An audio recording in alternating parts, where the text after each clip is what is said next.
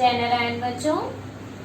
Previous lecture में हम लोगों ने पढ़ा था कि किस तरीके से हम डेटा हैंडलिंग के first procedure that is representative value, mean, median and mode को कैलकुलेट करते हैं और रियल लाइफ में उसका हमारे कहाँ पे यूज होता है, इसके बारे में हमने प्रीवियस लेक्चर में जाना था। अब हम अपने इस चैप्टर के नेक्स्ट टॉपिक की तरफ मूव करेंगे जिसका नाम है bar graph and double bar graph.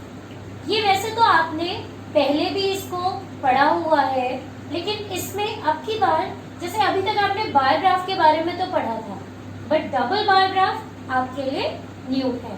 तो आज हम इसको स्टार्ट करेंगे। सबसे पहले हम यहाँ जानेंगे कि what is bar graph. Bar graph क्या होता है?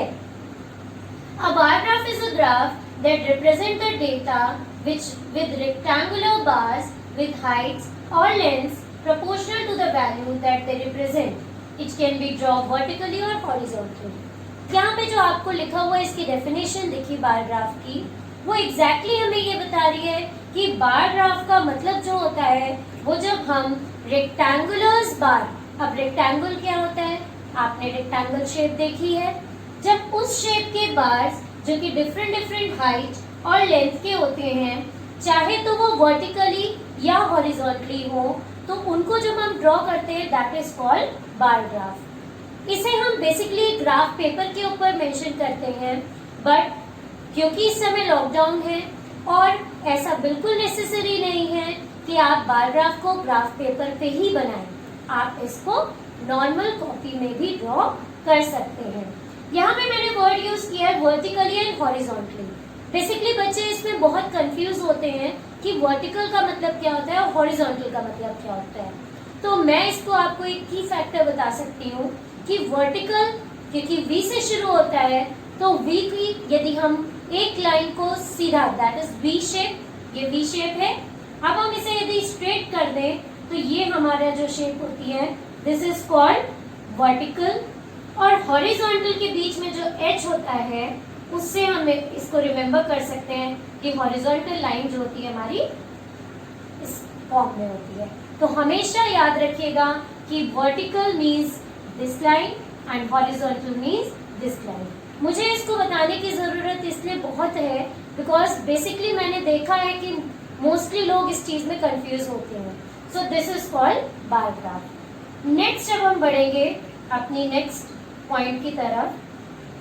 सम points to be remember before drawing bar graph. यहाँ पे आपको मैंने दो बार ग्राफ के इमेजेस लगाए हैं, आप यदि ध्यान से देखिए तो यहाँ पे जो ये वाला बार ग्राफ बना हुआ है इसमें आपके एक यहाँ पे ये वाली लाइन है, this is called horizontal line and this is called vertical line. So जो हमारी हॉरिजॉन्टल लाइन होती है दैट इज एक्स एक्सिस और जो वर्टिकल लाइन होती है उसे हम वाई एक्सिस कहते हैं। जहां पे ये इंटरसेक्ट करते हैं, कट होते हैं, इसे हम क्या बोलते हैं, जीरो, दैट इज ओरिजिन। ठीक है। अब इसके बाद बेसिकली आप ध्यान दीजिए कि यहाँ पे जो दोनों हमारे ग्राफ बने हुए हैं, तो एक ग्राफ में हमने जो बार्स बनाए हैं वो इस तरीके से बनाए हैं, दैट इज कौन सा वे हो गया, ये हो गया वर्टिकल। लेकिन दूसरी तरफ आप देखिए तो ये जो बार है ये कुछ लेटे हुए हैं, यानी कि ये y एक्सिस के तरफ से बने हैं। ऐसी सिचुएशन में हम इसे कौन सा ग्राफ कहते हैं, ये हमारा हॉरिजॉन्टल होता है। सो this is vertical and this is horizontal. तो हम दोनों ही तरीके से बार ग्राफ बना सकते हैं, दोनों ही हमारे मेथड सही है। तो जो चीजें आपको ध्यान रखनी है, क्योंकि देखिए बार ग्राफ बनाना is not a difficult task, but जो बेसिक ध्यान रखने वाली चीज है, this is your X axis, this is your Y axis, this one is origin. यहाँ पे हम जैसे यहाँ पे आप देख रहे हैं कि ये फ्रूट्स के बारे में डिटेल दी है कि कौन कौन से फ्रूट्स हैं, वो यहाँ लिखा हुआ है और कितने लोग उस फ्रूट्स को पसंद करते हैं उनके नंबर्स यहाँ लिखे हैं। तो जब भी आप वाई एक्सिस या एक्स एक्सिस पे जो कुछ भी नंबर्स या जो कुछ भी डिटेल्स दिखाएंगे उनके बीच का गैप हर जगह इक्वल होना चाहिए। जैसे कि आप यहाँ देख रहे हैं कि यहाँ पे जो गैप्स हैं वो इक्वल हैं। मैंने देखा है कि जनरली बच्चे जब कॉपी में इसे करते हैं तो गैप्स को क्या करते हैं, बढ़ा देते हैं, कहीं पे गैप कम रखते हैं और कहीं पे गैप ज्यादा रख देते हैं। सिमिलरली यहाँ पे भी आप देखिए कि ये 0 से 5, 5 से 10, 10 to 15, 15 to 20 ऐसे मूव कर रहा है। मीन्स हर जगह यदि हम गैप देखें तो कितने कितने का गैप है, 5 का गैप। मे बी हम यहाँ पे 10 10 ले सकते थे कि 0 से 10, तो फिर नेक्स्ट क्या होता, 10 to 20 होता। तो यहाँ पे भी आपको ये ध्यान रखना है कि जो गैप्स होंगे वो इक्वल होंगे। ये सारी चीजें जब हमें पता होंगी तब हम बार ग्राफ को बनाने में बिल्कुल भी प्रॉब्लम फेस नहीं करेंगे। नेक्स्ट जो आपको ध्यान रखना है कि जो मैंने यहाँ पे लास्ट लाइन में लिखा है कि जो बार ग्राफ होते हैं वो हम कॉपी पे भी बना सकते हैं, ग्राफ पेपर पे भी बना सकते हैं। वन मोर थिंग जो मैं भूल रही हूँ कि आपके जो गैप्स होंगे इनके बीच वो तो इक्वल होंगे ही, साथ साथ यहाँ के गैप्स भी सेम होंगे। तीसरी एक और जगह गैप सेम होता है कि जो ये बार बना होता है वो बार की भी जो चौड़ाई होगी वो हमेशा क्या होगी, उसकी विड्थ हमेशा सेम होगी। लेंथ इंक्रीज डिक्रीज कर सकती है बट जो उसकी विड्थ होगी वो हर जगह इक्वल होगी। तो इन पॉइंट्स को आप ध्यान रखेंगे तो चाहे बार ग्राफ बनाना हो चाहे आपको डबल बार ग्राफ बनाना हो, दोनों ही आप बहुत आसानी से बना पाएंगे। चलिए हम अब नेक्स्ट पॉइंट पे बढ़ते हैं। अब आती है बात, इस चैप्टर में हमें बार ग्राफ के साथ साथ डबल बार ग्राफ भी बनाना सीखना है। सो डबल बार ग्राफ क्या होता है? डबल बार ग्राफ जो होता है जब एक ही प्लेस पे हम दो बार्स को एक दूसरे से ज्वाइन करते हुए ड्रॉ करते हैं, that is called double bar graph. देखिए इसके एग्जाम्पल आपको यहाँ पे दिख जाएंगे। यहाँ पे मैंने फिर से वही चीज है कि या तो ये वर्टिकली बनेगा या फिर ये हॉरिजॉन्टली बना सकते हैं। दोनों ही कंडीशन हमारी क्या होगी, सही होगी।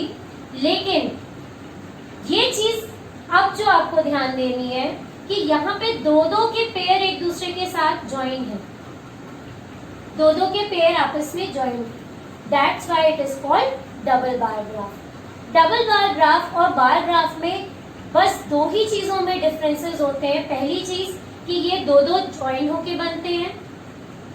दूसरी चीज कि इसमें इस तरीके की हम लेजेंड शो करते हैं जो कि आपने कंप्यूटर में भी पढ़ी है कि इस तरीके से। अब यहाँ पे आप देखिए तो आप यदि इसमें देखें तो लिखा हुआ है पार्टिसिपेशन इन कैंप एक्टिविटी। अब यहाँ पे एक्टिविटी का नाम है कि टेनिस, स्विमिंग और डांसिंग और क्राफ्ट, और इधर यहाँ पे दिया है कि नंबर ऑफ कैंपेनियर्स, यानी किन किन ने पार्टिसिपेट किया, कितने बच्चों ने। तो टेनिस में अब यहाँ पे उसने दिखाया है 30 ये है और ये 25 है, लेकिन ये रेड और ब्लू का मतलब क्या है? तो यहाँ पे आप ध्यान दीजिए तो ये रेड इंडिकेट कर रहा है कि ये जो नंबर है यानी टेनिस गेम में 30 गर्ल्स ने पार्टिसिपेट किया और टेनिस गेम में 25 बॉयज ने पार्टिसिपेट किया। तो ये लेजेंड ये इस चीज को इंडिकेट करता है कि फर्स्ट वन जो होगा वो हर केस में सेम होगा, एक ही चीज होगी। यानी ये जो भी फर्स्ट वाले हैं ये सब गर्ल्स के बारे में बता रहे हैं और सेकंड वाले जो बार्स हैं वो बॉयज के बारे में बता रहे हैं, और इसी का कॉम्बिनेशन डबल बार ग्राफ के अंदर हम दिखाते हैं। तो यहाँ पे सारी चीजें सेम है, बस मैंने आपको जो 3 पॉइंट्स बताए आपको उनको ध्यान रखना है। नेक्स्ट अब हम मूव करेंगे कि मैंने आपके लिए कॉपी में ड्रॉ करके ये दिखाया भी है, क्योंकि वो तो एक एनिमेटेड थिंग थी, एक ड्रॉ थी, एक इमेज थी, बट एक्चुअली मैं आपको कॉपी में उसे कैसे ड्रॉ करना है।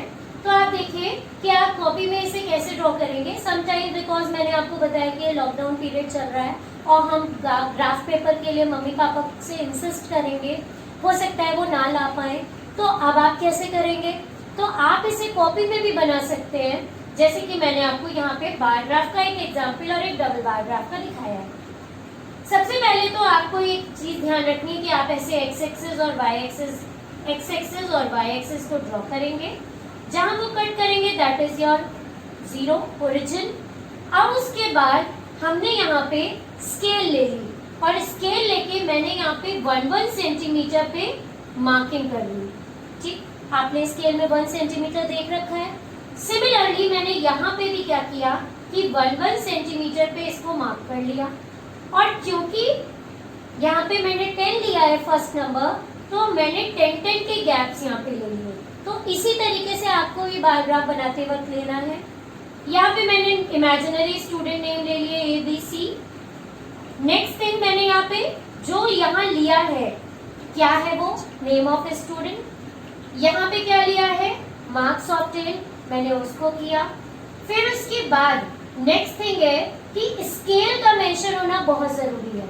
जैसे मैंने यहाँ पे लिखा है कि एक्स एक्सिस पे यहाँ पे एक्स एक्सिस है, on X axis 1 centimetre, 1 centimetre क्या इंडिकेट कर रहा है 1 स्टूडेंट का नेम। वाई एक्सिस क्या इंडिकेट कर रहा है, on Y axis 1 centimetre equals to 10 marks, क्योंकि हर 1 सेंटीमीटर पे कितने कितने मार्क्स आ रहे हैं 10 मार्क्स आ रहे हैं। तो इसी तरीके से हम बार ग्राफ को करते हैं शो। डबल बार ग्राफ की जब बात करते हैं तो डबल बार ग्राफ के केस में हम सब कुछ सारी चीजें सेम वही रखते हैं, बस डिफरेंस कहाँ आ जाता है कि जब आप यहाँ बार्स बनाएंगे तो वो 2 पार्ट में डिवाइड हो जाते हैं और एक लेजेंड जो अलग से हमारी शो होती है, ये 2 चीजें उसमें बहुत मेन होती हैं। आप देखेंगे यहाँ पे मैंने नेम ऑफ स्टूडेंट्स लिखे हैं राम, श्याम, पिया, रिया, और मैंने यहाँ पे वाई एक्सिस पे नंबर्स दिए हैं 5, 10, 15, 20, 25, 30। अब की गैप्स कितने कितने का लिया है मैंने 5 का गैप्स। ये मार्क्स ऑब्टेन है हमारे। मैंने स्केल वहां पे लिखी on X axis 1 centimetre equals to 1 student name, क्योंकि 1 सेंटीमीटर पे मैंने एक स्टूडेंट का नेम लिखा है। और वाई, अब ये आप कहेंगे कि मैम हम कैसे जाने कि ये 1 सेंटीमीटर, तो अभी मैंने आपको प्रीवियस एग्जाम्पल में बताया कि जब आप स्केल लेंगे और स्केल को यहाँ पे रखेंगे 0 के पॉइंट को, तो 1 सेंटीमीटर पे आप मार्किंग कर लेंगे। वो 1 सेंटीमीटर से आपको पता चलेगा कि आपका ये जो पोर्शन है ये 1 centimetre, this one 1 centimetre, this one 1 centimetre. Similarly यहाँ पे भी आपको यही करना है। अब हमने यहाँ पे किया कि यहाँ पे मैंने ये वाला बार जो इंडिकेट करेगा वो नंबर ऑफ मैथमेटिक्स मार्क्स दिखाएगा और सेकंड वाला बार दिखाएगा हिंदी के मार्क्स। अब सपोज राम के मार्क्स जो आए हैं वो हमारे 10 मार्क्स आए हैं उसके इसमें और 5 मार्क्स आए हैं उसके हिंदी में। तो 10 मैथ्स में हो गए, 5 हिंदी में हो गए। तो आप देखिए मैंने इसको बार को क्या किया है, मैंने जो वो 1 सेंटीमीटर की प्लेस जैसे जो यहाँ पे ली थी उसी को मैंने फर्दर हाफ कर दिया और हाफ करने के बाद आधा बार ग्राफ में मैंने आधे बार को मैंने इंडिकेट किया मैथ्स के लिए और आधे को इंडिकेट किया मैंने हिंदी के लिए। सिमिलरली फिर मैंने एक गैप पूरा छोड़ दिया, नेक्स्ट गैप में मैंने फर्दर उसे हाफ कर दिया, 2 टुकड़े कर दिए और मैंने इस वाले पोर्शन पे किसको दिखाया मैथमेटिक्स को और इधर वाले पोर्शन पे मैंने किसको दिखाया हिंदी के मार्क्स को। फर्दर आगे मैंने इन चारों में यही किया। तो मेन आपको डबल बार ग्राफ में 2 चीजें ध्यान देनी थी कि जो नॉर्मल बार ग्राफ बनाते हैं तो हम 1 सेंटीमीटर का गैप लेते हैं, लेकिन जो हमारा 1 सेंटीमीटर फर्स्ट छोड़ने के बाद सेकेंड आता है उसमें हम लोग क्या करते हैं कि पूरे पे ड्रॉप कर देते हैं। लेकिन यहाँ पे हमने क्या किया है कि 1 सेंटीमीटर का गैप हर जगह है, लेकिन इस 1 सेंटीमीटर पे जो हमने शो किया है उसे हमने हाफ पार्ट में डिवाइड किया है इक्वल, लेकिन जब बार बनाए तो हमने इस तरीके से शो। सो ये आपने जाना कि किस तरीके से हम कॉपी पे बार ग्राफ को बनाएंगे। नेक्स्ट हम एक्सरसाइज 3.3 की तरफ बढ़ेंगे जिसमें कि क्वेश्चन नंबर 1 और 2 ऑलमोस्ट आप आराम से कर लेंगे। आपको बुक में क्वेश्चंस दिए हुए हैं यहाँ पे कि यूजुअली बार ग्राफ या डबल बार ग्राफ में 2 तरीके से क्वेश्चंस आते हैं। फर्स्ट की क्वेश्चन दिए होंगे उस पर बेस्ड आपको आंसर लिखने होंगे उस ग्राफ को देखते हुए, या फिर दूसरी सिचुएशन होगी कि आपको डबल बार ग्राफ को या बार ग्राफ को ड्रॉ करना होगा। तो यहाँ पे आपको क्वेश्चन नंबर 1 और 2 में आप ऐसे ही देखेंगे कि आपने किस तरीके से ड्रॉ की, किस तरीके से आप उनके आंसर निकालेंगे। नेक्स्ट जो आपका थर्ड है क्वेश्चन नंबर 3, तो उसमें देखिए यदि आप ध्यान दीजिए तो यहाँ पे लिखा हुआ है कि number of children in 6 different classes are given in the table presented on the bar graph. तो यहाँ पे 6 क्लासेस दी हुई हैं और उस 6 क्लासेस में कितने कितने बच्चे हैं उनको यहाँ पे हमें इंडिकेट करना है। जहाँ पे भी आपको देखिए ध्यान रखना है कि यहाँ पे जो नंबर्स दिए हुए हैं बेसिकली वो किस तरीके के नंबर्स दिए हुए हैं, वो आपको 5, 10, 15 की टेबल के नंबर दिए हैं। तो हमने यहाँ पे 10, 10 की वैल्यूज ली है, 10, 20, 30, और इस 10 को यदि हम आधा कर देंगे स्केल से तो वो क्या बन जाएगा, 5 हो जाएगा। तो आपने जैसे यहाँ पे इंडिकेट किया 135, तो वो 130 और 140 के ठीक बीच वाले पोर्शन को आपने इंडिकेट कर दिया। तो इस तरीके से हमने ये बनाया और सारी चीजें हमने यहाँ पे क्लास, नंबर ऑफ चिल्ड्रन और स्केल को मेंशन किया। क्योंकि 10 का गैप लिया इसलिए y एक्सिस पे 1 सेंटीमीटर इक्वल्स टू 10 चिल्ड्रन लिखा है, और यहाँ पे 1 सेंटीमीटर पे एक क्लास लिया इसलिए 1 centimetre equals to 1 class. Next हम प्रोसीड करेंगे, इस पे बेस्ड कुछ क्वेश्चंस हैं जिनमें आपको मैंने यहाँ पे लिखा हुआ है, आप उन्हें बड़ी आसानी से कर लेंगे। एक क्वेश्चन जो मुझे लगा कि जो थोड़ा आपके लिए ट्रिकी होगा कि find the ratio of student of class 6 to the class 8। तो आपने यहाँ क्लास 6 के लिखा 120, क्लास 8 का लिखा 100, बीच में हमने इस 2 का साइन लगाया क्योंकि इस 2 का मतलब इटसेल्फ होता है अपॉन, तो 120 अपॉन 100, 0 से 0 कैंसिल, 2 5 10, 2 6 12, 6 अपॉन 5, जिसे हम यदि रेशियो में लिखेंगे तो क्या लिखेंगे 6:5। तो इस तरीके के क्वेश्चन भी है इसमें। फिर क्वेश्चन नंबर 4 में अगेन आपको एक स्टूडेंट के टर्म 1 और टर्म 2 जैसे आपके एग्जाम होते हैं यूनिट 1 यूनिट 2 ऐसे उसके मार्क्स दिए हुए हैं और आपको उन्हें ग्राफ पेपर पे शो करना है क्योंकि डबल बार ग्राफ है, तो आपको वो एग्जाम्पल को ध्यान रखना है, उसको कंसीडर करना है। यहाँ पे सब्जेक्ट्स लिखे हुए हैं, यहाँ पे मार्क्स ऑब्टेन है, और हमने क्योंकि यहाँ पे 10 का, इसमें जो मेन चीज आप ध्यान दीजिए तो आपको यहाँ पे 10, 20, 30, 40, 50, 60, 70, 80, 90, 100 के साथ साथ 0 से 10 और सारे नंबर्स के बीच में छोटी छोटी लाइनें दिख रही होंगी। ये मैंने कैसे लगाई है? इन लाइनों को मैंने जब मैं स्केल पे मैंने स्केल ली और स्केल से यहाँ से यहाँ तक 1 सेंटीमीटर के बीच में आपको बहुत ही छोटी छोटी मार्किंग्स दिखते हैं। मैंने उन्हीं मार्किंग्स को यहाँ पे ड्रॉ कर दिया है। वो मेरे लिए क्या हेल्प करेंगे कि 0 के बाद जो पहली छोटी लाइन होगी दैट विल बी 1, फिर नेक्स्ट छोटी लाइन 2, 3, 4, 5, 6, 7, 8, 9 करके जो मेन लाइन होगी दैट इज 10। तो ये मुझे क्या होगा कि जैसे सपोज मुझे 72 मेजर करना है तो 70 पे गई और उसके ऊपर की 2 छोटी लाइनों को मैंने काउंट। अब देखिए ये सब चीजें हमें, क्योंकि ग्राफ पेपर पे हम नहीं बना रहे इसलिए हमें सब बनानी होगी, लेकिन यही चीज यदि आप ग्राफ पेपर का इस्तेमाल करेंगे तो आप बड़े ही आसानी से ग्राफ पेपर पे 70 to 80 यदि आपने बना रखा है 1 सेंटीमीटर के ग्राफ पे तो उसमें बहुत छोटी लाइनें आपको दिखाई देती हैं, उनको भी आप आसानी से वहां पे बनाना नहीं पड़ेगा, आप आसानी से ड्रॉ कर लेंगे। तो ये ऑप्शनल है कि आप चाहे बार ग्राफ को या डबल बार ग्राफ को ग्राफ पेपर पे बनाइए चाहे कॉपी पे बनाइए। मैंने आपको दोनों ही मेथड एक्सप्लेन कर दी। इस पे बेस्ड कुछ क्वेश्चंस दिए हुए हैं कि बच्चे का किस में इम्प्रूवमेंट ज्यादा हुआ है, किस सब्जेक्ट में, किस में कम इम्प्रूवमेंट है, वो आप उसमें से देख के समझेंगे। क्वेश्चन नंबर 5 में अगेन आपको उसने कहा है कि बार ग्राफ हमें बनाना है। हमें डिटेल्स दी हुई थी कि एक स्पोर्ट्स थे ये सारे, और कुछ लोग इसको देखना पसंद करते हैं, कुछ लोग इसको खेलना पसंद करते हैं, पार्टिसिपेट करना। इसमें भी आप देखिए तो प्रीवियस में भी मैं आपको ये दिखाऊं तो मैंने यहाँ पे लेजेंड का फॉर्म इस तरीके से लिया है। मैंने इसको इंडिकेट किया ये टर्म 1 है, यानी ये वाले सारे बार्स टर्म 1 है और ये वाले बार्स सारे टर्म 2 को इंडिकेट कर रहे हैं।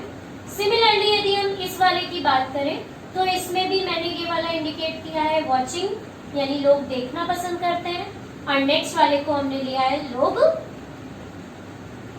पार्टिसिपेट करना पसंद करते हैं। तो इस तरीके से अगेन, क्योंकि यहाँ पे भी आप देखेंगे वैल्यूज जो दिए हैं कुछ इस तरीके से दिए 620 और 510। तो अगेन मैंने यहाँ पे 100, 200, 300 मतलब 100 का गैप लिया, लेकिन इनको छोटी छोटी लाइनों को डिवाइड करके क्या कर दिया कि जैसे 0 है तो 0 के बाद पहली छोटी लाइन 10, दूसरी छोटी लाइन 20, तीसरी छोटी लाइन 30, 40, 50 ऐसे इंडिकेट कर। और ये लाइनें बनाई कैसे? याद करो, अभी बताया था मैंने कि स्केल से यहाँ के बीच का डिफरेंस कितना है 1 सेंटीमीटर। 1 सेंटीमीटर के बीच के जो छोटी छोटी लाइनें स्केल में ड्रॉ होती हैं मैंने उन्हीं छोटी छोटी लाइनों को यहाँ पे ड्रॉ कर दिया। ओके, यदि ग्राफ पेपर होगा तो आपको ड्रॉ करने की जरूरत नहीं पड़ेगी, वहां पे आप आसानी से पहुंच जाएंगे। नेक्स्ट क्वेश्चन नंबर 6 में आपको, अब ये जो क्वेश्चन नंबर 6 है ये आपकी बुक में जब आपका चैप्टर स्टार्ट हो रहा है तो वहां पे सबसे पहली टेबल है जिसको कि मैं पीडीएफ में आपको शेयर करूंगी, और इसमें आपको कुछ चीजें दी है कि कौन सा हॉटेस्ट है, कौन सी कोल्डेस्ट प्लेस है, तो इनको आप जब उसमें देखेंगे तो आप बहुत ही आसानी से समझ पाएंगे कि यहाँ पे क्या क्वेश्चंस वो पूछ रहा है। तो बार ग्राफ या डबल बार ग्राफ के बारे में आज हम लोगों ने जाना कि किस तरीके से उसे ड्रॉ किया जाता है और किस तरीके से उन्हें हम पढ़ के उन क्वेश्चंस को भी आंसर्स दे सकते हैं, जैसे कि मैंने यहाँ पे किया है। तो इस वीडियो को देख के आप इसे समझिएगा और आपको पीडीएफ के फॉर्म में इसके आंसर की जो मैंने यहाँ सॉल्यूशन किया है वो मैं आपको शेयर करूंगी। Thank you students.